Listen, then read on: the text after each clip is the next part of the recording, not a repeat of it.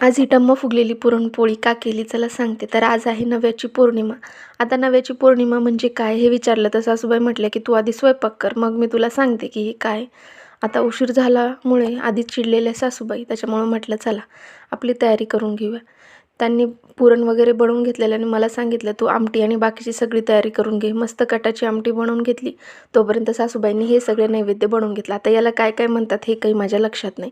म्हटलं मग चला तळायला घेऊयात. कुरडई पापड सगळे तळून घेतले. तोपर्यंत आईंनी नैवेद्य भरला आणि मला बोलवून सांगितलं आता नव्याची पौर्णिमा म्हणजे काय, तर रब्बी हंगामातलं जे पहिलं पीक येतं त्याच्यातून काहीतरी बनवून देवाला नैवेद्य दाखवायचा.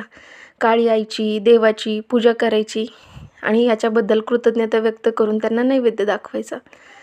मनोभावी त्यांची पूजा करून घ्यायची. आता हाच नैवेद्य तुळशीला देखील दाखवला आणि बाकीच्या स्वयंपाकाच्या तयारीला आम्ही लागलो. आता भरपूर उशीर झालेला, त्याच्यामुळं पटपट हात चालत होते. आई पोळ्या लाटून देत होत्या आणि मी उभा राहून ते बनवत होते. आता साईड बाय साईड माझी दुसरी देखील कामं चालू होती.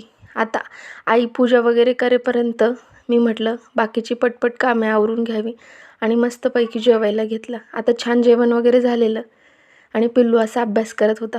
तर चला असा होता आमचा दिवस. व्हिडिओ आवडल्यास व्हिडिओला लाईक करा आणि माझ्या चॅनलला सबस्क्राईब करा. बाय.